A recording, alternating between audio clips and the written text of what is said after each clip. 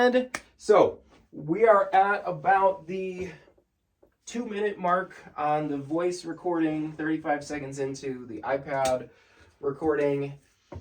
Are you pulling up your notes on there? That's a good idea. I think I should do that probably.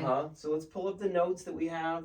But welcome everybody to our nameless podcast. Yeah, to the title of podcasts, to the Jules and Tommy Hour or whatever, where we discuss topics of mindfulness, healing, mental, emotional, spiritual health. I think that's sort of the general idea behind what we're doing here. So I have no idea if this is the right angle for the video, but it's kind of what we got. I don't know. This is what we got. Mm-hmm. Yeah. Deal with what we have. So we're trying this out. This is where we have been told that we both have great voices for speaking.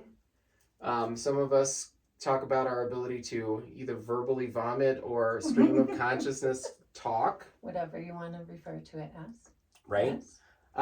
And we're gonna try this out and see what happens, see what kind of words come out, what kind of thoughts come out. So Jules, why don't you tell us a little bit about yourself? Hi, I'm Jules. Nice to meet you. And I need an intervention. No. What do we want to know about me? I've been studying mind-body connection for about 10 years as a pretty much necessity is the mother of invention, as they say. And I definitely was in need of some answers and deep healing. So I went on what I would call kind of a quest. Okay. Yeah. And when did you find yourself looking for these answers? Like, when did this quest begin? Like, what age were you, or like what year? 10 years ago. Right? 10 years ago. So today's date is June 18th, 2025. So maybe not specifically June 18th of 2015, but somewhere around there. Actually, within days. That's ironic that you just said that. It was June 16th, 2014, that I refer to as my Independence Day. It was the beginning of what would be a very long battle. So, yeah, 2 days ago, you actually celebrated the 11-year anniversary of the battle starting. Mm-hmm. But this and my quest for healing, yeah. But a lot of people, when we talk about battles and quests and things, might think of something negative, right? Like pain, violence, right? And I imagine there was some pain in there, right? I mean, that was the stuff I was leaving. Mm-hmm. I think, and this might lead us right into the topic of healing, right? Is that, you don't just leave pain and then enter an absence of pain. Right. Right. Yeah. So the healing journey is just that. It's a journey of coming out of something, but there's a long stretch in between, right? And I think it's important to look at it as, and this took me a while, to look at it as not something I needed to do to fix myself, but an invitation that the universe, divine, source, God, whatever you want to refer to love as. I like the Force. The Force. Sometimes Eru Iluvatar. That's a little Lord of the Rings reference for my friends out there. That the divine source. Yeah. I like source is a good one, I think. Yeah. That a lot of people invites you on. Mm-hmm. And we talked a little bit about this before we started recording, right? Mm-hmm. Invites you on this journey, and it's not about fixing yourself. It's about remembering who you were before the darkness came in and tried to tell you something different. And I often refer to the darkness as like the oppressors, right? When I write a little bit, as you know. And I reference, oh gosh, you're going to really do that. Yeah, plug in the book here. Uncovering the Brave Within by AMA Publishing. Won a Books for Peace International Award. Vulnerable Stories from Female Impact Leaders. I actually was just given, so Jules Thompson here is a contributor on this book. So anybody who wants to read that, I'm actually just received the book today, so I haven't had a chance to read her story that's in there, but I'm pretty excited about it. And yeah, of course we're going to shamelessly plug your book at the very beginning of the podcast, because who knows? Well, this is maybe, we haven't figured out where we're going with this or what we're doing. But I think that's part of the fun, right? We haven't even figured out the name of the podcast, but I actually like that. I mean, the Nameless podcast is a pretty good. It's a pretty good start. It might just stick. Yeah, Who knows? Makes me think of like the story of, I think it's Polyphemus, who's like the Cyclops in the Odyssey, like that they all convince him that their name is like No Man or Noman or like nobody, right? And then he's yelling out as they're killing him. They're like, nobody's killing me, nobody, and that's just what he thinks Odysseus' name is. So anyway, that's a super deep cut sidebar. I'll probably edit that out of the final product. We'll see. Entertaining to say the least. Yeah, I mean. We also could view it as like people when parents have a baby and they haven't figured out what gender the baby is and they haven't come up with names yet. Right. And they're like, let's just wait until we meet this child and see what feels like a fitting name. So congratulations to anybody out there watching, listening, whatever. If this ever happens, that you get to listen to us. give birth to this child, this brainchild. And no, I mean, I think the one thing that we both agreed upon when we talked about this idea, and I think it's fun enough to, in the start, just say, like, another podcast. Do we really need one? I don't know. But maybe, and I think for us, like the form of creative expression is like worthwhile in its own right. I think that's kind of how I'm looking at it. Yeah. Like, hopefully we'll have a really great conversation that we just happen to be recording. Like we talked about, yes. And that when we express ourselves through art, it's not for the accolades, right? Or the cheers or the snaps. It's partially to, for parts of us to be reborn and born, and it's cathartic and hopefully provides hope for some other people in the process. Sure, yeah. So we each had enough people tell us, like, you should do a podcast or whatever. I've discussed the idea. We've each contributed, it sounds like, to a podcast or two in our day. We have decently nice speaking voices. We're telling ourselves anyway. So we talked about this idea, but we kind of met through different forms of music and healing, kind of yogic kind of spaces. So music. Yes. And, I don't know, for anyone who's never heard of Kirtan, we met at a Kirtan, I think, for the first time. I've been part of a Kirtan group for about 1.5 years now at the yoga studio where I teach. Satya is its name in Colorado Springs. That's your next shameless plug. We've also really enjoyed Roots Center for Yoga Studies, I think. Sacred Studies, maybe? Yeah, Center for Sacred and Yoga Studies. So we should probably have looked that up and figured it out, but it's the only Root Yoga Center in Colorado Springs as well. So big fans of both of those groups. But anyway, we said let's talk about topics like that. Talk about maybe trauma and healing. I like, and to your point about art, for its sake, like if this, whatever artistic endeavor, spiritual endeavor, whatever you want to consider it, if this can help one person like heal, let go of something, find hope. Yeah. In a world that is often kind of scary for a lot of people. In some ways now more than many of us can recall in our lifetimes. Right. Then that would have been worth it, right? Always. That's always been a part of my mission statement in some form in the last 10 years on my own journey. Okay. Was just, if I can make some beauty from ashes and it helps one person, right? It's already worth it. It's worth the journey. I heard this, I don't remember if it was supposed to be the definition of success or like of perfection. I think it was actually supposed to be the definition of perfection. If you can do no harm to anyone and help at least one person, that's supposed to be like the definition of perfection or a perfect life. And you think about that, right? Like, so many people are concerned about what's in it for me, that they're doing a lot of harm to a lot of people, right? I don't think we want to get into anybody's like political climate at this time or anything like that, but and we'll see if that's a place we want to explore, but it's certainly not the place we want to explore today. And Jules, you already brought this up. We want to talk about healing, right? And I had said, I've had this desire for a while. So you spoke of your journey, which began at 11 years and 2 days ago.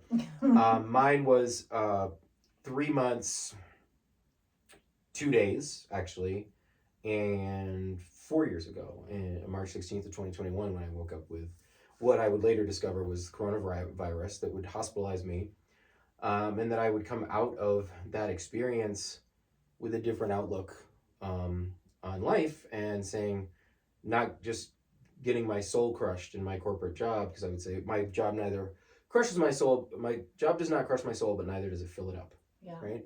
And that idea of just not getting my soul crushed was like, that's not the compelling life that I want to live. Right. So like, I hope that we can unpack each other's journeys a little bit more in, future episodes.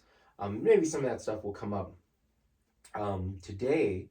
But yeah, so we're both on some type of healing journey, spiritual journey, whatever. I forget if this came up in this conversation or beforehand, the term quest was used, right? Yeah. So however you want to look at that, it led us here to say, like, hey, let's talk about these topics. And yeah, so you picked healing for today, and I jumped right in, or I'm on board with that. So tell me, let's start by like defining healing, or like why, and maybe the reasons why we would need healing. Go ahead. Well, and I think you touched on this earlier. We're doing a podcast. Do we really need another podcast?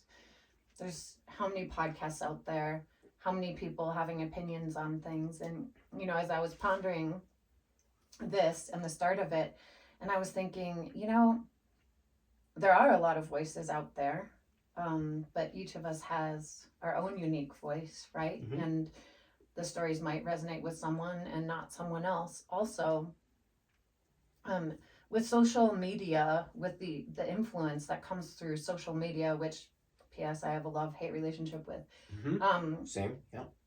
Yeah, there's just so many gurus, right? Yeah, oh yeah. And I have, I just wanted to candidly throw out here that I have no desire to be a guru. Like, yeah. I'm just a girl with a story that's learned some things through a lot of heartache, pain, abuse, trauma, health issues, you name it, right? And I don't have a social cult following. I don't have, massive amounts of followers. I don't post for likes. But I think we have stories to share. Sure. Yeah, I mean, I like to share things. I mean, you mentioned your love-hate relationship with social media. Like, I like that I can share what I'm doing, and it seems to sometimes bring people joy. I like this idea of what can I offer, right? Rather than like, oh, does the world need this? Like, like, why doesn't it? Maybe somebody does, right? And, we don't even need to go, I don't think we need to go that deeply into those ideas, but like, yeah, if there's a story to tell that maybe, can help somebody out. So healing, let's try to define it, shall we? I've thought about that a lot, obviously, as we were preparing for this too. And I think, like anything else these days, it depends on who you ask. There's, probably a standard medical answer. There's probably just your Webster's Dictionary, mm-hmm. Google, right? Pop sure. Psychology. For me personally, healing, and I already kind of touched on this a little bit, but it's not something I need to do to fix myself. It's a journey I get to go on to remember. I love that. And I think, we've been taught that the enemy to healing is complacency, and I would like to argue that I think it's forgetting. I think the enemy to healing is forgetting who we are inherently as a part of divine love, who we are in relationship to one another, mm-hmm. and that we're not separate. We're not separate from unconditional love. We're not separate from one another. And when we start believing those lies, like the world wants us to, the matrix, whatever you want to call sure, it, the external forces. Yeah, we can call it that. Yeah. When we start buying into that belief of separateness, healing becomes really hard to attain, because then fear and scarcity creep in, and we start becoming very good at forgetting. So I think is so fun and interesting about this, because we didn't really talk about, we don't have a path to this is how we're going to bring this up, is you went straight into like healing, I think, on a more energetic or spiritual level, like rather than, or like emotional, etc. Rather than even talking about like healing in terms of like what I think, you know. So I was just pulling up the definition here in the background, right? Yeah. You know, the process of making or becoming sound or healthy again, tending to heal therapeutic. It's also good, that's the adjective version of it, right? Like, so healing can be like, oh, that's a very healing practice, right? We both are people who do some yoga and maybe find some healing there. And so I think usually when people think of healing, they think of physical healing. They think of going to the doctor, medicine, right? We talked about, like, I had to go to the hospital, you know, a few years back. You know, we haven't talked about anything medical, and obviously, like, you know, we'll respect people's privacy as well, but also share anything that we feel comfortable with. But like, yeah, I think we nowadays more and more in the term, and especially I think what you and I want to examine more is the healing of not so much the body, although or maybe inclusive of the body, but more by healing the soul, or, you know, which can include the heart as well, like the heart and soul, space, instead of just the, you know, the physical body. And that's some of our journeys. Like, mine was a more physical one, at least in terms of like what the catalyst for my journey, but it became about that recognition of like, I need healing, I need health, not just on a physical level, right? Which I wasn't very healthy physically then, and I still, you know, sometimes make questionable choices with my health, what I put into my body, for example, you know. But you know, we can look at this idea of being mentally, emotionally, spiritually healthy, and how do we find that? And I think typically you're right. In the Western view of things, we talk about healing and primarily as referencing the body, right? But there's actually so much symbolism there too, because you can't separate the mind, body, heart. We know this. Ancient cultures have known this forever. There's science to back it up.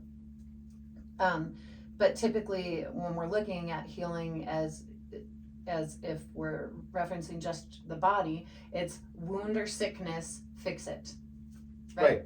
And so then we might want to dig deeper and say, okay, well, what is the medicine? And if we translate that over into the heart space, the soul, the emotions, what is the medicine? And obviously there's so many different modalities that we will probably end up talking about. Hopefully, yeah. And we'll probably, I mean, again, I don't know for sure, but we'll probably take some deep dives in to different modalities.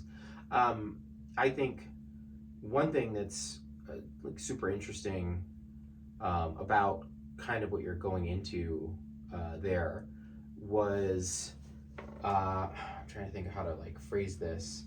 I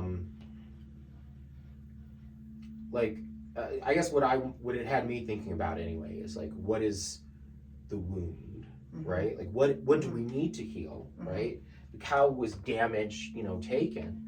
And I think it made me think of this, and I was thinking about this earlier, like, you know, I woke up today with a little bit of a headache, so, you know, I considered, you know, I've been having a foot issue, whatever. I mean, I have actual physical pains, right, ailments. Yes. And I've considered like taking, you know, yesterday, in fact, I did take like leave or whatever, you know, naproxen sodium, and that treats the symptom. Yes. Right, the pain, right? This with the symptomatic pain caused by the wound, but it doesn't necessarily treat like, but why do I hurt in the first place? So yes, like this is funny because it's a little bit into corporate speak for me, right? Like because we would talk about that in my old jobs, like getting at the root cause of the problem, right? Yes. As opposed to, and that's the thing, speaking of root, which is apparently automatically capitalized in your phone every time she shared some notes with me today, which makes sense because root is a proper noun in your world and now mine. Yes. Which I love, and which is, lovely space. I've now been to a couple of classes there that I've just really enjoyed after having experienced them at the music festival where we kind of really met. We had met briefly before at a kirtan, and now, but then we saw each other there. We were both volunteering at this bluegrass festival called Meadowgrass. Another plug, Meadowgrass. Yeah, come on Colorado out, Springs, volunteer. We could definitely every use May. it. Yes. Yeah, it's Memorial Day weekend, right? So that was a lovely time. Yeah, I camped out in the woods and listened to music and got it all covered by spending some time just meeting some other people, right? So anyway, Getting to the root. Yeah. Yeah, like what, I think we're so, also in the Western world, we are so reactive. We're trained to be reactive to our external stimuli, problems, interferences, right? Instead of, whether it's physically, mentally, emotionally, spiritually, sure, we can treat symptoms. We've got technology, we've got big pharma, I'm not going to get on that soapbox today. It's not, But not today. What, maybe in the future. I truly believe the only way to heal, whatever healing means to you, to a person, is to get to the root of that wound. Where did that wound come from? Why is it there? Right. And you think about like leaving the splinter in, right? Like yeah. you like leave the splinter in and close up the wound, or like old timey, like with the bullets, right? Like what they were made out of. If you like just leave that hunk of metal in your body, like you're gonna get literally getting lead poisoning, right? And so like it would be like open somebody up for surgery and then like left the problem, didn't sew them back up again, or like left the problem in there and then sewed them back up, right? Like we think we're like, oh hey, we got out just the surface, like what's below the surface, right? Tip of the iceberg, whatever. Like what's below the surface with a tree, with this root idea, right? Like what are in those roots, and how do we get down deep so that we can find what we need to heal, right? And I think we all can benefit from healing, because if we are referencing healing as, if we simplified it to remembering our divinity. I don't care how many people say, oh, I actually had like a really great life. Guaranteed you have a splinter in there somewhere that could use some tending, right? Sure. I think the other portion of this is that we've all gotten so good at operating with learning how to maneuver our lives with the bullet left under the skin. Yeah. Right? It's like it's sealed over, it formed a scar, it's fine. Yeah. And we've made adaptations to live with that as our reality, right? Instead of doing the work to dig it out and clean it out and get into the nitty gritty of what's around it. Right. Like what is this wound, right? And like what kind of pain is it still causing, right? I think that's really good stuff. And it's interesting, like we're not necessarily telling your whole story now, but I would say like we also get into this mode sometimes of saying like, well, I don't have it as bad as somebody else, right? We make these comparisons, and so we take away our permission to like recognize that like our pain, our trauma like happens. That same music festival that we met at recently, the year before, there's this guy John Craigie, and he plays the song and it's called Dissect the Bird. I actually played it at the end of my yoga class yesterday, kind of by request. I played it before, but it's got a line, actually this isn't even close to the best line in the song, but it has this line like, they call them first world problems, but they still break your heart. And I like that line, and it's just the recognition of like, you know what, like, but like we all have pain, right? Like I think you have like a very interesting, like I had a super happy childhood, and I have generally really good relationships with the majority of my family, and so sometimes I'm like, oh yeah, like I'm totally fine, I'm super well adjusted, like I'm intelligent enough, I'm reasonably well educated, I have some talents and things that I can do, and so like what do I have to complain about, right? And that I think is the thing, like sometimes we talk about our pain, emotional, spiritual especially, and people are like, you don't have that bad, like what do you have to complain about? And we do, and it just helps us to be all part of that like communal decision that we're gonna stuff our pain away and like undervalue the fact that we ever hurt in the first place, that we even have wounds, try to like tell ourselves we don't deserve to have wounds, and therefore we are ignoring the ability to heal, To because heal. we're acting as if there is nothing to heal, right? Correct. It's like my foot hurts, if I walk on it, or I wear certain shoes, let's say, like, that exacerbates the problem. So like if I'm walking around instead of like resting to let it heal, if I'm doing things that are making it worse or ignoring the pain while I walk on it, it's not going to heal, right? That's pain is there, To alert us that something needs attention. right? Yes. And I think it's also so important that we just acknowledge if it's real to us or real to someone, it deserves being looked at, right? We can't say, well, my story is not as bad as that person's, because my story is my story, and if it's altered the way I can show up in the world, or the way I feel like I can show up in the world, then again, that's something that I need to pay attention to, right? How often have you felt grateful for the pain that pushed you in this direction of changing the way that you're looking at your life or living your life? I wrestle with that one, because I know that kind of the right answer in the psychology world is to just be so grateful for that thing that alerted you to the fact that you needed significant change or healing in your life. And if truth be told, it's in my personal story, ugly and insidious and disgusting, and I wouldn't wish it on my worst enemy. Right. So have I found beauty from it? Sure. I really have a hard time, and this kind of piggybacks on this, of saying that everything happens for a reason. Oh yeah. And I just call BS on that, because I don't think everything happens for a reason. I think good things happen to people who behave really badly, and I think really bad things happen to people who are just full of love and light.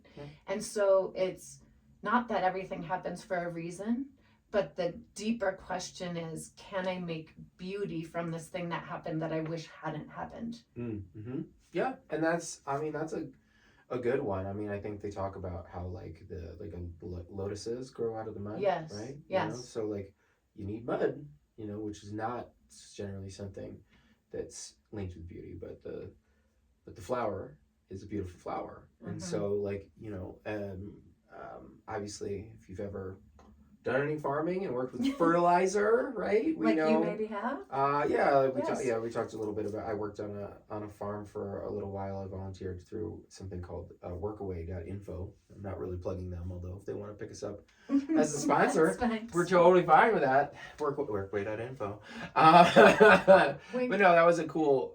That gave me an experience where I was able to go and live somewhere, basically where room and board was taken care of. So it was just travel. Right. And that was a really neat experience for me. So I did. But anyway, so like sometimes we need things that are kind of gross to have that healing or whatever. Like we need to use something that is painful to grow something, or unpleasant in some way, right? To grow something that is beautiful or that is healthy. Right. Because and we've all got that kind of stuff inside of us. There was something else I wanted to touch back on. Oh, you were talking way back machine, but you were talking about like kind of our reactive nature, especially in the West here. Yes.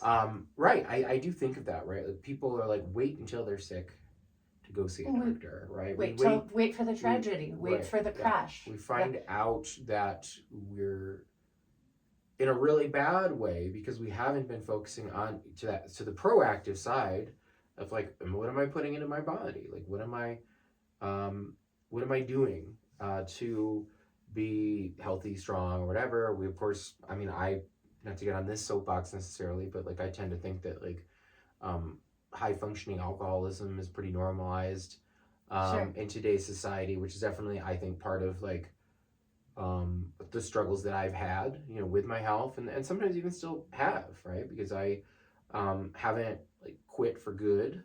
Yeah.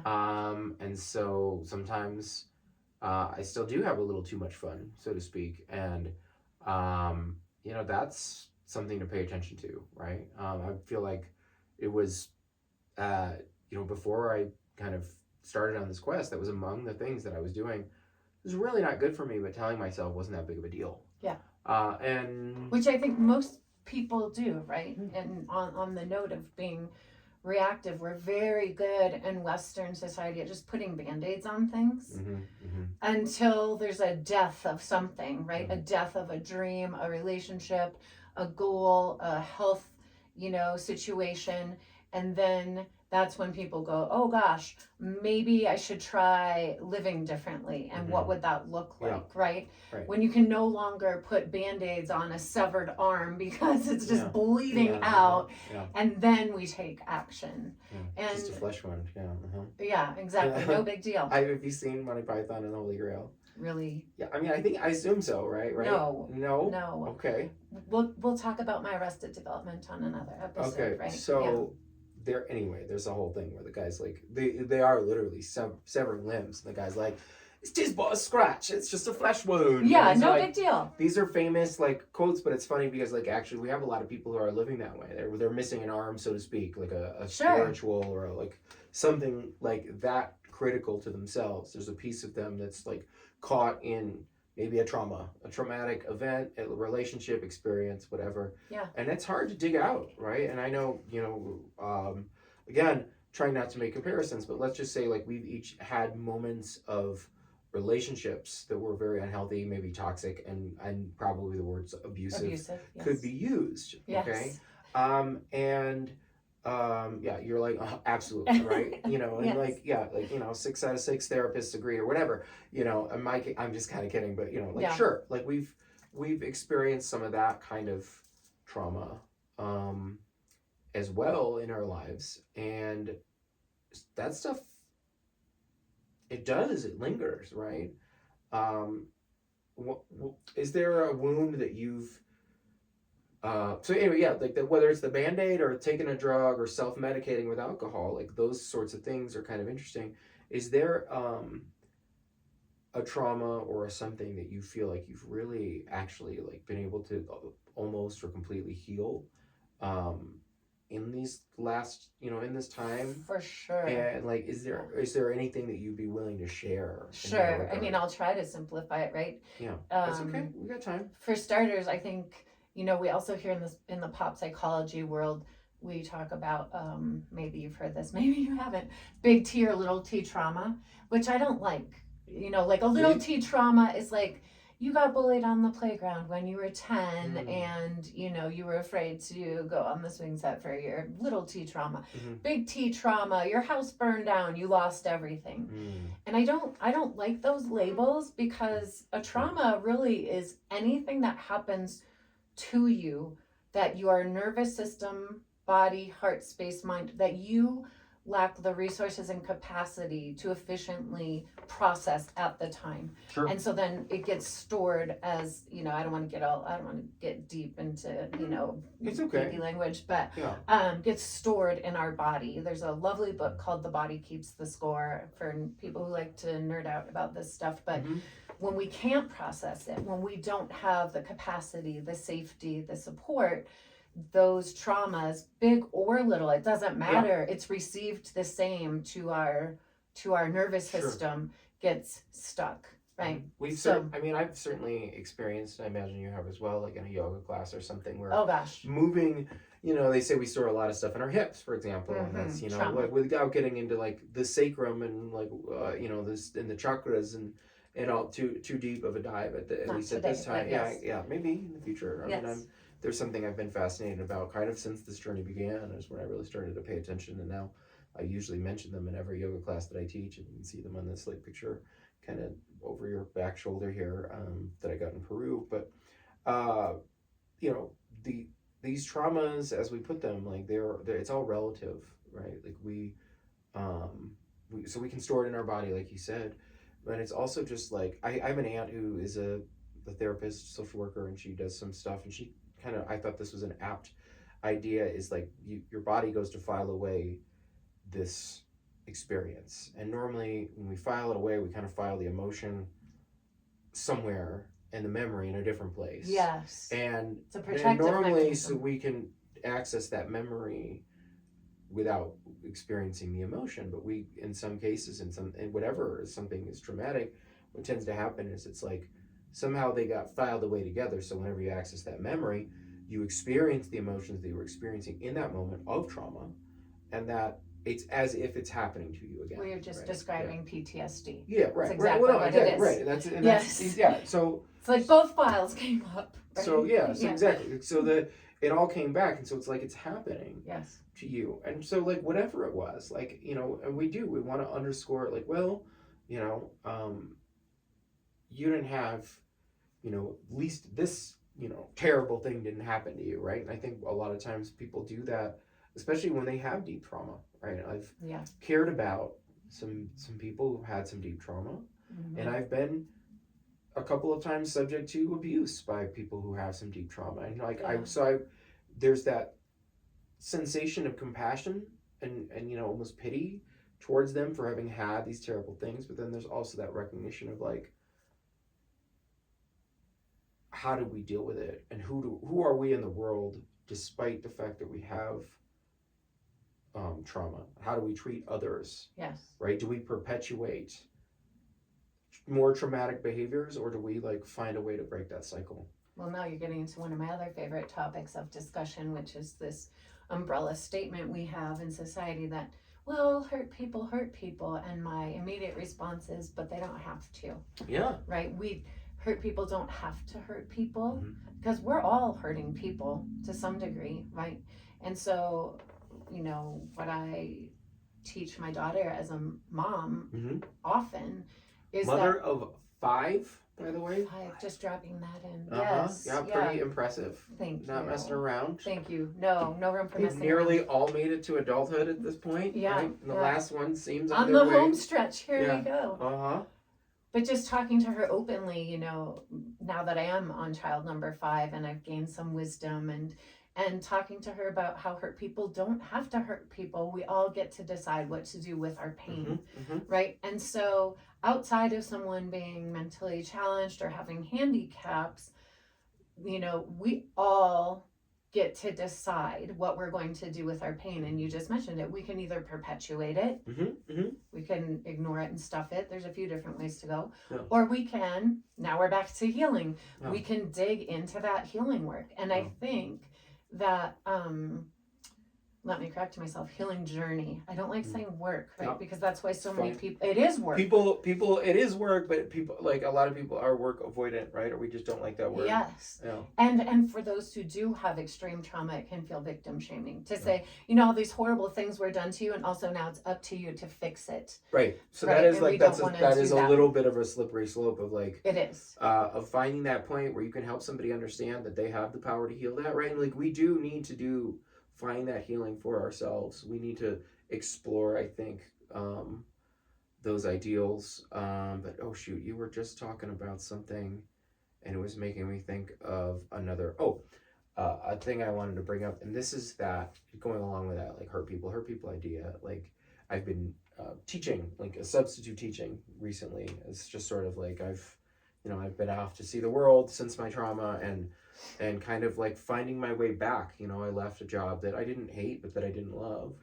And I've been fortunate to find different ways to move through life. But I did that a lot. And with the kids, one thing that would come up all the time is like, oh, why, so-and-so did this to me.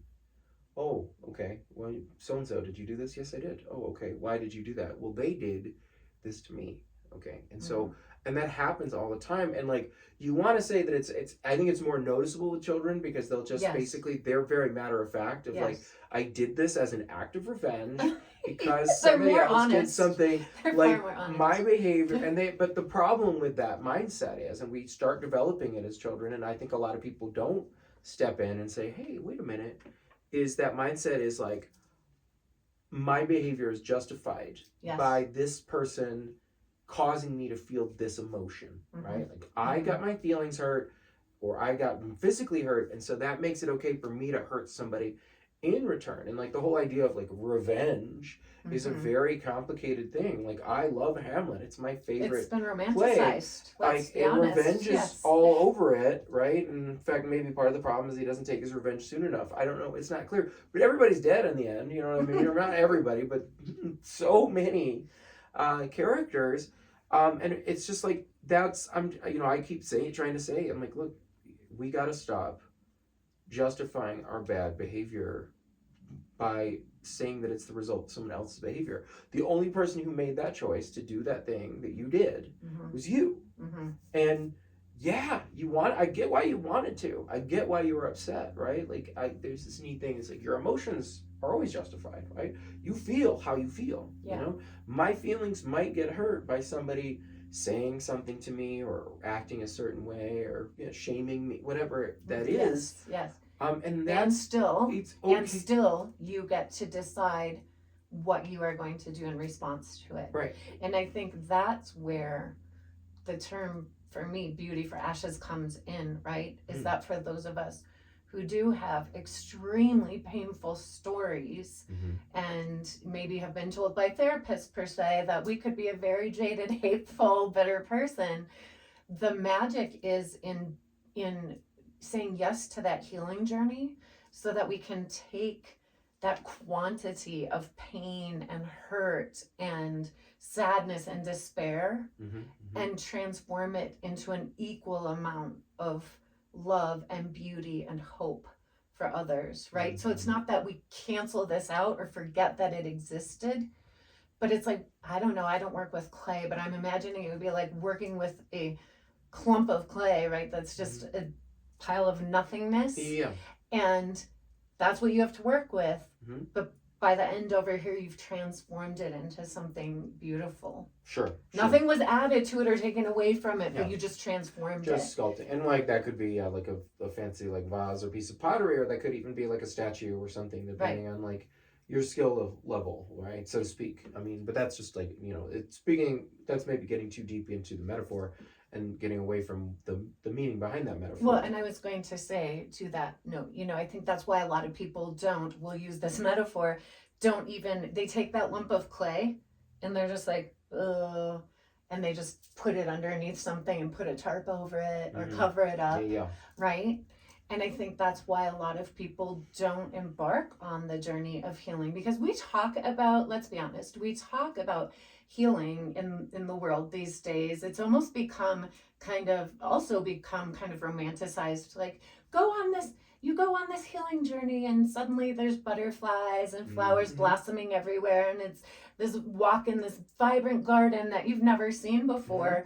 And might not be a popular opinion, this is another one that I buck, is that I think from my own experience and from the women that I've walked with, and some men that I've walked with closely, when you start really getting into the nitty gritty of the wound, healing is like shoveling manure in the middle of a Midwestern field on a hot summer day with a toothpick. Oh yeah, that does not sound pleasant. Yeah, no, I mean, without any water in sight, no breeze, no shade. I mean, you think about the ancient healing methods, right? They call them like the leeches, right? Where they literally would like think that your blood was bad, so they got to suck that blood out of you, which generally was not helpful. But like a lot of ways that we've healed for a while were actually harmful anyway, right? But they can be also, like when you think of surgery, you can think of like, all right, we've got to create a wound, right? It's going to get messy and gross. To get access to whatever, remove or fix, whatever's in there. But nobody's like comes out of surgery and is just fine now, right? You come out of surgery and now you have to heal from that surgery, because whatever that was did come out of you, and to get to it, there was some cutting, some literal cutting, and so like those wounds have to heal, and some people bear the scars, right, of those things. I mean, you think of like I guess one of the easiest ones, speaking of Shakespeare and the character of Macduff, who is from his mother's womb untimely ripped, that refers to the cesarean section, right? Like that's a scar like I've seen many times, and it's like this beautiful scar. But I've known a lot of women who have them that are very It came with a self-conscious, price. Yeah. right, Yeah. of like that scar or upset about it. And you know, we don't need another topic is our crazy Midwestern standards of beauty and how like women are um often treated, objectified, and so on and so forth, I right? know But like, nothing about that. yeah, oh, I'm sure, right? Yeah, Wonder Woman, Really? ladies and gentlemen. Oh So my looks like, you know, still looks like Linda Carter, you know, at a much younger age. Oh. And that's a fun thing. She's wearing the necklace. I didn't wear my Wolverine Yeah, it's necklace here. today, actually. I almost put it on. I forgot to. But yeah. So I think a lot of people don't enter into healing because of that, right? They're aware of, to some degree, they're aware of the cost of entering into that journey. Sure. And, you know, by a certain age, most of us have already become so well acquainted with our adaptations that we might not even recognize them as adaptations, because a lot of them are noble. You know, the person who's an ultra marathon runner. Yeah. The compulsion to run might actually be attached. I'm not suggesting this is the case. Not every case. Not Right. every ultra marathon Yes, runner. No, But maybe it could be a way of avoiding dealing with an inner pain, right? Yeah. And we look at that and we go, look at that person. They work out all the time. Yeah. Or the successful CEO, or Mhm. even in the world of healing, I have seen that become another way for the ego to hide, is look at all the people I'm helping to heal, while one is ignoring their own inner wounding and the cries for the healing. A lot of people fill up their lives with something, right? Yes. And like, to your point, it's better that you're going out, if you're kind of dealing with your pain by deflecting or ignoring it or whatever, or by pouring yourself into your work or an activity, and yeah, like, oh, you're doing well successfully in your job, or you're running ultra marathons. Those things seem a lot healthier, and they are, than, you know, drinking a bottle of whiskey every night, or you know, whatever, you know, overeating, smoking, whatever, you know, like, think of a vice, you know, what we would call a vice, like those things. So it's easier to kind of, you know, hide in that if that's the thing that you're ignoring. But right, like, what, and again, as we said, not every ultra marathon runner or whatever is like hiding trauma or whatever. Yeah. But probably some are, and probably, like, you know, whatever it is, like, people have their different coping mechanisms, and it's good that we do, but it's also like something to be aware of like, all right, yeah, am I solving the problem, or am I just like finding a way to ignore it, right? You know, and what am I running away from? I have found there's a pretty simple way to kind of narrow all of that down, and that is to simply ask myself, why am I doing this? Why am I doing this thing? No, do I want to do this thing? Yeah. What is my hope? What is my hope? You know, is there an outcome attached to it? Is there, who am I trying to impress? Am I trying to impress someone? Sure. And I think if the answer is anything other than coming back to my own wholeness, that's part of the healing journey too. Yeah, that's deep. Yeah, I like that. Yeah, no, I mean, you're really, I appreciate you. Like, I feel like you're keeping us on track, and you're really bringing it back to like, no, you're actually talking about like, well, how can I heal, or what does that even mean, right? Like, and getting into that idea of like finding the self, right? Like, being that whole, like, knowing thyself, knowing who you are, being authentic, right? They talk about this. You know, I don't totally understand all this stuff, but they talk about, people sometimes talk about raising your vibration, right? Yeah. And they talk about how different emotions or feelings supposedly like resonate at higher vibrations, higher frequencies, whatever. I should probably look this up, but like the ones that are near the top, 2 and 3, and I don't know what the order is, are supposed to be love and gratitude, right? Exactly. Yes. Love, and that's 2 and 3. But they say, what is the number one, like the highest vibration? When are people like the happiest, so to speak? And they say that is associated with authenticity. Yeah. Right. Have you And heard that this one? word's been thrown around, so you're right. Right. That's all true. Good job. Also a buzzword. Good quotes. Also Yes. a buzzword. Well, Yeah. unfortunately, you know, we've moved away from a lot of the science behind psychology, but also the beauty of interlacing spirituality with psychology, and now we have pop psychology, right? So now we have, you know, buzzwords like everyone's a narcissist just because someone cut you off in traffic. No, and that's probably a topic for another podcast. Yeah, let's But, narcissism, interesting. You Authenticity, know, right? both, right? Vibration, Yeah. frequency.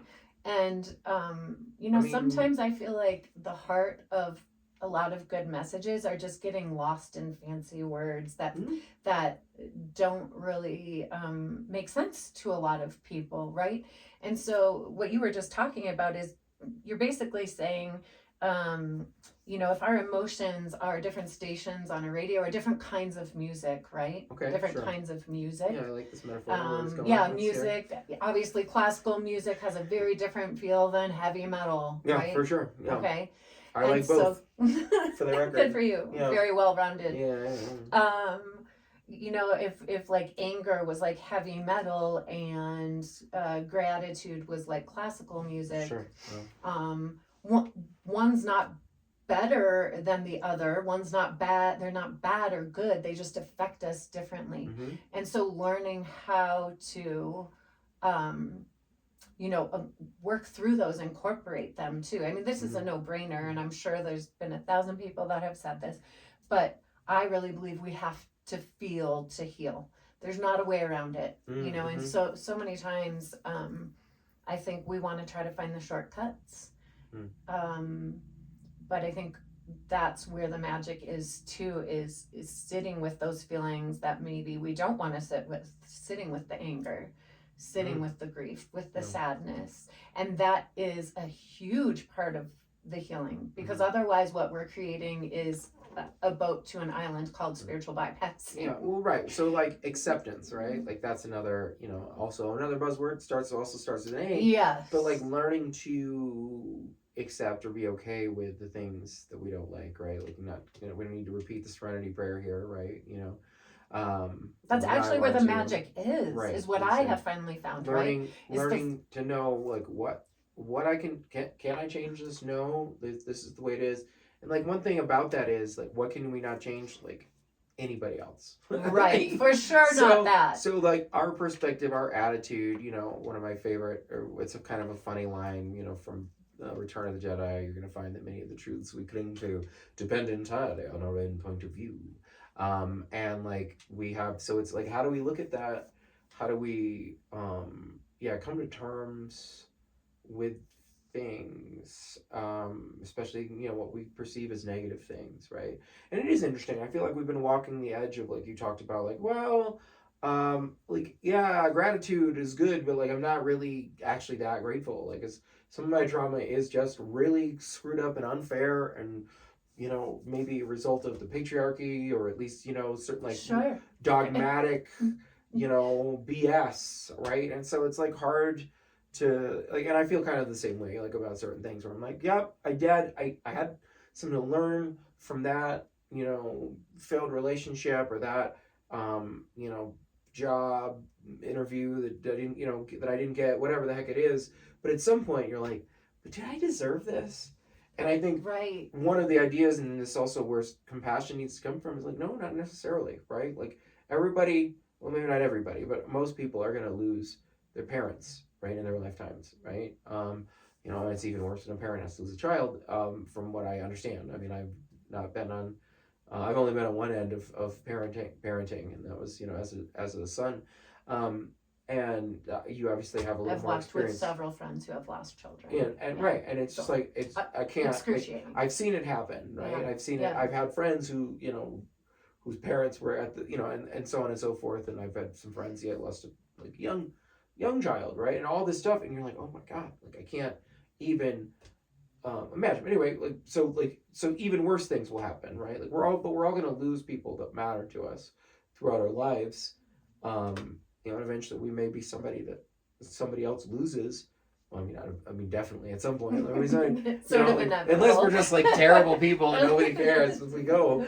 And so we're gonna have to, and that pain is there, and nobody deserves that, right? It's like, oh, it's right. Tommy got what he deserved when his grandfather died, or whatever. Like, no, my dad didn't. But like, so we all have that pain in our lives, but that's where the beauty of compassion can come in. Especially self-compassion, which you just kind of led me to the point I was thinking about sharing next anyway. So that was a good segue, Tony. Sure, I got you. I'm going to misquote myself, I'm pretty sure. But in the beginning of my chapter that I contributed to the book, I had this quote that goes something along the lines of, life is less about what we experience or what happens to us and more about what we believe about ourselves because of it. Something along The sum of who we are is rarely based on our experiences, but primarily on what we believe about ourselves because of them. Jules Thompson. That is an Very original quote. The No. Thief. Okay, yeah, it's right in here It's on so- page 77. That's very exciting for me. I'm a big fan of the number 7. That's almost like Me too, and like actually. you're on there. So I'm the And I didn't choose that. my dad and his dad and his dad and his dad and his dad. We talked about this like on Yes. the 7 Thomas in a row. I know it's probably And gonna I end. didn't pick It that. looks like it ends here too. But we'll see. So but- that leads us I then like right that. back to what is healing. Mhm. Healing is the remembering of who we are Yeah. before the oppressors. Mhm. They're The numerous. programming. The right? programming, the matrix, the lies, the Mhm. abusers, the little t's, the big. I don't like doing that, but Yeah, you I know, got it. just Whatever. referencing. Yeah. Before. It's okay. We can acknowledge something that we don't like, Okay. right? You know what I mean? Like, I think that's important, right? Like we can't, if we like again, we're steering away from certain topics because we could just sit here and talk all day about like everything under the sun, and we want to have sort of a little more of a focus to this idea, I think, right? But like we'll get into stuff. We can get into stuff, and maybe there's certain stuff that we're steering away from, this time, but maybe we'll come back to. I think that's lovely. But I'm sorry, and now I completely forgot how I was summing that up. So what were you just talking about? Oh, just that summarizing what healing is coming back to a remembrance of who we were made to be before trauma entered our story. Oh yeah, right. Yeah, this Right, this for me, programming, that's- so yes, to speak, right? whatever that looks So like. and The things that came at us and told us lies about ourselves or Mhm. got us to believe that we were separate Mhm. or that there wasn't enough or that we're not deserving or Mhm. all of the above Mhm. in my case Yeah, and wow. then some. it's- And just coming so- back to like that holy remembering, which honestly is not, to me, healing is not a one-time thing. It's a lifelong journey. I think what I've discovered is just that at some point, and I think maybe we touched on this a little bit in the Maybe. notes somewhere, but Yeah. that at some point, for me anyway, it shifted from like trying to fix this pain in my story, like trying to unravel it all. Mhm. And it became more about the growth part of growing into the person I finally uncovered, right? The original me underneath all the rubble of the trauma and the abuse and the lies and the oppression. And once I got down to the, uncovered myself under the rubble, Mhm. then the next portion of the healing journey was more about growth. I was less attached to the narrative of what destroyed me, Mhm. and that simply became the fuel Well, to desire more growth and more evolution, I think that's good. so that I could help others too. Right. So like that growth and that self-discovery made you realize that you wanted more. Right? Yeah, and it's less about fixing These- something that's yeah. broken Uh-huh. and just really sinking into the full experience of the remembering of who I already am It's and kind of- was. It's almost like there's the sense of like waking up. Is that Yes. right? Well, is we good. hear about that a Which lot. again goes with like like whether we don't necessarily need to discuss like the term woke. Yes, let's but like not. but the Matrix has been mentioned, right? Taking whichever pill and like Yes. and seeing through the lines of code, or so to speak, whatever. Like, What narrative are we going to believe? What Mhm. narrative are we going to attach ourselves to? yeah. Well, again, and a lot of times we get attached to our trauma, and we want to tell the story. And I know I've been there. You know, it's like, oh, let me tell you about this. Let me tell you how I was hurt. I was mistreated. You know, and again, and we're kind of like complaining, right? But we're also like giving ourselves. It's a weird thing because we give ourselves almost a permission to dwell in that dark place, right? I Like, think we it's a just can't- necessary step that is often overlooked and sort of poo-pooed, Hmm. right? We hear a lot about, don't dwell in the past and pull yourself up by your bootstraps Mm. and I think that sometimes we are missing an opportunity in the Mhm. healing journey Mm-hmm. to sit in the mud for a Yeah. while. But the difference is, and you just touched on this, not attaching to it, right? So there's a difference in saying, Yeah. hey, this is a part of my story, and because of it, I'm here and here's what I've learned, Mm-hmm. versus this is who I am. Yeah. And I noticed in my own healing journey in the last 10 years, the major significant pivot came when I was able to cross that line from I am what's been done to me, Mm. and the internal dialogue that went with that Mhm. of self-loathing, and Oh yeah. we can get into all of this another time Right. too, body dysmorphia, eating disorders, and suicidal ideation, and I've gone through all of it, right? Mhm. And then being able to separate myself from what was done to me Yeah. and who I am. Sure. And that is when the real Sure. growth And- really started to take off. I think kind of similarly, like there are a lot of people in today's society who like they kind of like put their value at like what their salary is or how much their Right. house What do we costs. attach our value Right, to? like because we all want to feel like we matter and that we're important in this world, and we don't know how to feel that way, right? Like, I mean, and I don't know, maybe we don't all want to feel like we matter, but like we want to matter to somebody, I think, right? We all Like, want to feel seen and heard. yeah, right. Yeah, that's a better Fair? way of putting Yeah. it. Yeah. Yeah. So, and so it's finding that opportunity to feel seen and heard, and to recognize it, like you mentioned, kind of like self love and self loathing, and these different things we talked about, compassion and self compassion, and like those are things that I preach a lot, but I also I often will remind my students, this is like when I teach yoga or whatever, like, hey, I keep bringing this up because I'm still really working on it. Yes. Right? And it's really Yes. easy. We all have critics. You and I've talked a little bit about like IFS, right? We all have these different parts of ourselves, which I like IFS because it does feel a little bit like almost spiritual, and it's like, yeah, you got a lot of people or bits and parts and pieces inside of you, and they make up who you are, and they all have different like goals. Like in theory, they all are trying to help serve and protect you, but like you have, like some who are like feeling bad, need to self-medicate, let's do shots of Fireball or something, right? I don't know why anybody does shots Why of would Fireball, anyone do that? but you know what I mean, like I mean- whatever that often destructive thing is, Yeah. or that dysregulation of our emotions, and then how we act accordingly. A lot of times those are expressions of pain that we aren't giving an outlet in order to feel. For sure. And like being able to heal is so hard. But when I talk about this, like, like your bodybuilders, right? When do they actually get stronger? When do their muscles get bigger? Like it's not during the lifting. It's during the resting. It's during the resting as the body heals back and recovers and becomes stronger. Yes. Adding more muscle mass or tightening up the existing whatever it is.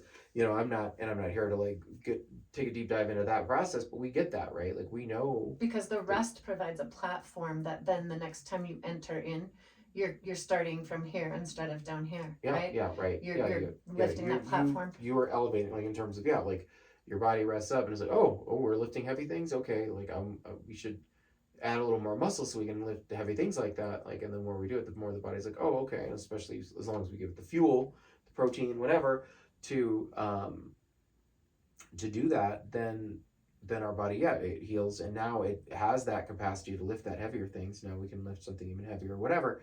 I'm not necessarily here to say like, oh, bodybuilding's a great idea. It's just that understanding of like rest is productive and rest is necessary. That's actually when we heal. And so being okay, whether that rest is sitting with that emotion, that rest is finding ourselves in the muck, or remembering who we are, our own divinity, right? Believing that we are worthy and good even when we're not producing. That's a big lie we've been, Yeah, sure. sold in the Western world. Mhm. I Developed like being countries. busy, and I Yes. don't know why, at what point, I'm just kind of used to it, and people are, oh, you're a very busy person, and Mhm. sometimes I wear that as a badge of honor, like, oh, I've got this going on, and this, and this, and this, and this, and I like to have plans, and I like to have fun things to do, and it's good to get out there and do things, and put yourself out there and try new stuff, but it's also good to take Be still.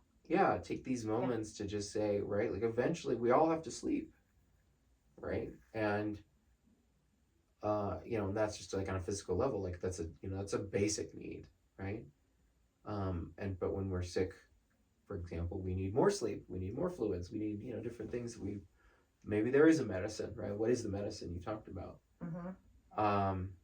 So I know for me personally, part of the medicine has been learning to be still, because anxiety and trauma caused me to be very overactive as a way to kind of self-soothe, maybe, right? And so being still was extremely scary to me when I first entered into yoga. I mean, I couldn't even, as soon as I would sit on the floor or be still, it was this, most people would be like, great, I would have fallen asleep and taken a nap, or how restful. I would be overwhelmed with this panic, like something bad's gonna happen, something's gonna fall apart, kind of this fidgety feeling, yes, like this anxiety, like don't make me be alone with my thoughts. Yes. And it's interesting because whether you pick the Bible or any other religion or ancient teachings, there is a common theme that is spoken about often, and it's be still. In the Bible, it says be still and know that I am, right? There is something magical there too, because I have found that we're trained to believe that being still is unproductive and therefore has no value, right? It turns out, I think the contrary is true. I have found that in the nothingness is where we have access to everything that changes who we are, how we see life, flashes how we of show insight, up. Yes. That recognition, like coming up with neat ideas. No, I mean, interestingly, your quote, the be still and know that I am the Lord. Like, I've heard also that there's like a mistranslation or whatever, and that like the I am is like you are, or like, the I am, as like, I am who I am, like, and that's another thing. And like, I am is like a term for God, right? Yes. And the one who is known as I am, this is like in the Moses, burning bush kind of point of Exodus. But like in theory, it's actually the mistranslation. So it's like, be still and know that you, we all, everyone is God. And like, it's kind of tough because like, we were talking about some different religions, and right, and there's a lot of dogmatic views about this is how it is, and we kind of often God is held up as some sort of other entity, separate, beyond us, and like, I think like in ways, like even if we are a part of that source, that God, whatever, that we're still not fully understanding like that, our own godhood or nature of our divinity, however you want to put that. But like, there's this idea, and I don't know, and like, it can, depending on how you feel about it, it can seem very insidious, that there's this idea that like, we're telling people like, no, you're not God. Like, God's this other guy. You gotta worship him, And like, but if you change that, like that little flip of perspective of like, no, not that you need to worship yourself, and that's part of it. But like, I am divine. But, you are divine. No, we are all a part of the divine, right? It's not. And if we could probably do a whole podcast episode on this, just because of my background in Christian nationalism, which we could get into, right? But I often say that my first abusive relationship was actually with God. That was the home and environment I was born into, and that's what was encouraged, because the original trauma actually is attached to an original lie, which is you are separate from God. And that is where every other trauma ever known to man stems from. That we are separate from divine. Yeah, right. That we are something less than, and right, and then that allows us to like create these deeper ideas that like we're less than God, but we're better than that guy. Sure. Right? I saw Hierarchies, you know, of course. like I saw like an advertisement or like a poster for like a version of Animal Farm, like a play, and you know it had this famous line from the end of the book. And I don't know, I don't mean to ruin this or anything for anybody. Animal Farm, George Orwell, right? But like they have these rules, and one of the first rules is like all animals are equal, right? But eventually at the end that rule gets changed to all animals are equal, but some are more equal than others, right? Which is this like funny, hilarious that doesn't even make sense, and yet like you know, and of course we're dealing with like you know, like I think I'm trying to think like aren't the pigs the bad guys in that one or something like that, but you know, it's this horrible idea of like all men are created equal too, right? What was that, Thomas Jefferson, right? Yeah. Good first name, that guy, Thomas. But like all men are created equal. Like we say this, they're all equal, but we often do not act. Well, because from that one lie that caused an original trauma, that we are separate, then came the birth of the ego saying, we will forever now be in a battle of who's the most powerful. Right. Who's in control. My God I can am beat up bigger your than God. you. Right. Yes, There's my God's bigger than your God. There's a George Carlin that I don't know if I can quote on here, right? Where it talks about one of the parts of his God's anatomy being larger than the same part on somebody else's. And I think that's really funny. Like to me, that's like the best way of putting it, in the sense that it's just like this is how ridiculous it is, right? And that's been the battle ever since. If we want to, you know, bring it back to Star Wars, the battle of light versus dark, right? It's the ego who needs power over because of the original lie and trauma of believing that we were anything but connected to divine. And with this, we're getting off, you know, this could be a whole nother podcast episode, cool. But this is kind of the undercurrent of trauma throughout all of humanity that we all have in common, is this belief that we are somehow separate from our a divine source of love. And then at the same time, you see somebody who like is a very devout, like, you know, pick your religion, you know, Christian or whatever, who's a kind person. And they attribute so much of their joy to their belief and their faith in this God that they feel is separate from them, right?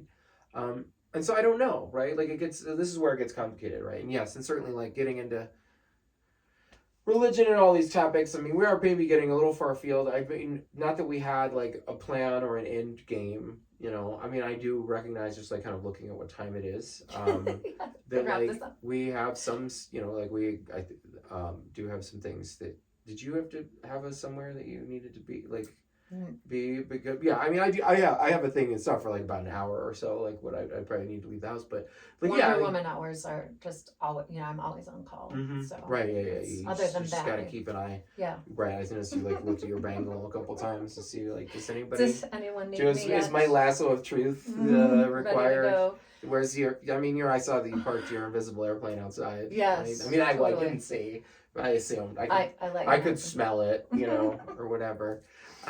Wolverine over here had heightened sense of smell. Yeah, we each have some superheroes that we've occasionally been associated with, for different reasons that we don't need to go into. So no, I mean, but to come back to healing. You know, I don't want to say like we don't necessarily, we don't have to like wrap up right away here, but I do want to like just pull us back to that topic, I guess, and like start to think about, you know, we can just end organically whenever we feel like we've said what we want to say, but starting to think about like, all right, we're in this like really fun meandering stream of consciousness conversation. Yeah. Did we found something, right? I think one theme that you keep coming back to is this like uncovering of self and this remembering of our own divine nature, right? Like that, like, and you know, I mean, it's interesting. I think like this might be one that certain folks with that religion style that we've just been talking about of like God is other, yes, right, may really struggle with. But like, I think even for them, you can say, All right, but what I'm saying is like you're a soul, I'm a soul. Like, what do you think a soul is? To me, it's like this tiny little piece of God that like activates us or whatever. You know what I mean?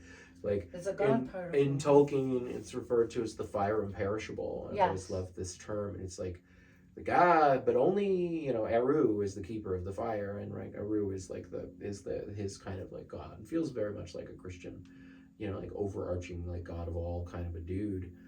So that gets complicated because like here's Tolkien, like this Catholic, who then again like kind of created to me like one of the best examples of like I don't know, the gods are like music and all this kind of fun stuff, but like but this idea of we've got this spark inside of us that I think we would call a soul, and then if we get into that more Eastern stuff, that's just like the Atman or the higher self. Is that's like your soul? I mean, I don't even know, right? Like, I mean, this like cosmology, mythology stuff. It's hard for us to know because we don't totally understand it, right? We still don't scientifically really understand what consciousness even is. Right. And people talk about it a lot, but we're like, and like some of the things that people can do, it's like incredible. We do have like Wonder Woman types, superhero people out there. Like we're just incredible in so many ways. And we talk about the music and the arts, of course, as well. And these are the things that remind us of like, oh my God, like people are cool. Like, they do this crazy stuff. We're talking about music and literature and things. And I love these things. And I'm so, and it does it to me. It's all this beauty and incredible stuff that we can create that makes me believe in something more, like that there is that spiritual conversations and spiritual healing are worth having and worth getting. At least being curious about. Yeah. I always say, if you think you've arrived, you're dead. Right. Curiosity is really the gift that leads us to, again, back to who we are, who we were. Healing, to me, healing is, it's not about recreating. We hear this a lot too. It's about recreating a new version of yourself. And I think that's a little bit mispackaging going on. I personally think that it's really, again, coming back to that, what was always there. It was always there. Right. I don't want to get back into the religious stuff, but having grown up in a Christian nationalist bubble and household, I was taught from a very young age that, and you can probably relate in Catholicism, born inherently evil. Right. Original sin, right? Yes, yeah. Sure. I was born evil. I cannot, with everything I've been through, read, researched, there's no way I can say I believe that to be true. I believe that, if we are all part of divine, if we're all part of this unconditional, unshakable, unwavering love that we call source, whatever you want to call it, we are born good. We are born beautiful, and we just forget. Yeah, that sense of loving compassion, right? Or is that the term I'm thinking of? Yeah, I remember hearing somebody talk about that, like finding yourself in this sensation of like loving compassion or loving kindness or something like that, loving awareness. Anyway, it's coming home to ourselves. Yeah, like just like being like, yep, that's me. Like there was a cool thing, that I saw recently of somebody talking about like all this me over here brought me this, right? And just thinking like we're all this interconnectedness. So that gets very complicated, I guess. In terms of like how we want to like look at that, or like some people are gonna find that confusing or like kind of anti to other cosmological or dogmatic ideas that they've grown up with. But I do like this idea of like how do we heal? We remember who we are. Who are we, right? Like, well, that's kind of the journey, right? And that's what you're talking about. That's growth, and that's building, and that's learning, and that's understanding, and it's being unafraid to dig up the pain, to be aware of the pain, maybe not being grateful for all of the pain. Well, definitely not always. Sometimes. Yeah, but having a recognition that some of the painful experiences that we had, I mean, every experience that we had helps to make us who we are. Us. Yeah. But also like how much power there is in a choice as well. Because again, as we've seen, there are people who become part of that cycle of trauma, right, who were traumatized, and they choose to perpetuate. then to perpetuate it by creating trauma or causing hurts to others. And like if we can all find that ability, right? Like if we're not harming ourselves or anyone else, right? This gets back to that. Help one person and don't harm anyone. And like that's perfection, or that's making the world better, right? Like I think that can be really magical, right? And really transformative, just to start to say, like, yeah, like what you like to talk, what you've been talking about, this, like, I'm not separate, I'm part of it, right? However you want to, and Right. different people can look at that different in a different way, right? Like they can kind of rationalize it or internalize it, however it makes sense to them. But like, yeah, no, like I matter, right? Like I'm part of this divinity that seems to be almost everywhere and in everything, and I'm excited about it. And I might be an eternal optimist. Who knows? I know for sure I'm a love warrior. Okay. So I would even venture to say that I believe that if each person were able to come back to themselves, come home to themselves, come back to their own remembering, I think we could heal all of humanity. Yeah. The world obviously feels like a very scary place right now. It can. And, you know, I, again, don't want to get off on a rabbit trail, but I have a lot of thoughts around good versus evil. June 18th, 2025, we're just a few days away from, there was a lot of, protests and things going on. So there's a very uncomfortable political climate in the country and in the world right now. And, and we don't, and I'm not, and I'd rather not like comment on, how I feel about it or like what, like quote unquote, what side I'm on. Cause honestly, like, the idea of picking sides even is scary to me, because that's when it starts to feel like people fighting.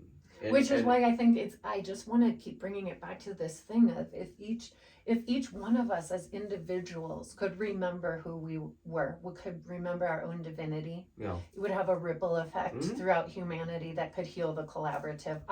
I am that optimistic about that. I'm quite sure of that. I do believe that like it's all about a mindset thing. Like all of the problems that exist in the world come from like mindsets of people who believe that like they matter more than somebody else, and so they're willing to hurt somebody else or exploit somebody else. Separateness and hunger for power, which are driven by ego. Yes. Right. Like it's all of this stuff. Like so 100%. Like the interesting thing is like how do we get enough, like what's the critical mass of people kind of like understanding and recognizing this, where we really do shift, right? Because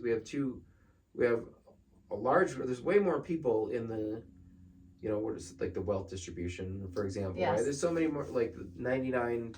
The contrast across the board are getting greater. And without getting into like, I'm not like trying to like talk about the like wealth disparity so much as like, we have that 1%, which has all this wealth, but then we have all of the people who are just kind of agreeing that this is the world is this way and we're okay with it, or that there are these people out there who are taking advantage of the system and they're rich. We even glamorize them to some extent, but those people, what I hear often is that the people with a lot of wealth are not happy at all, right?